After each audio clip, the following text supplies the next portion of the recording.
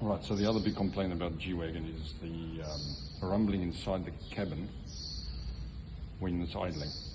It's actually down to the hood. These hoods are notoriously bad for vibrating, and you can hunt for the vibration for months. But what it is these two adjustable stops over on the hood, left and right. Most likely need adjusting, so when you come down, play with your hood. If it's got play on it, adjust them. But on top of it, put down some rubber feet. So what I've done is I've put some rubber padding down there and there. These are pretty much just table chair padding for their feet. You buy them in a pack from any $2 shop. Put them down, adjust your adjustable stops, close the hood, no play, vibration gone.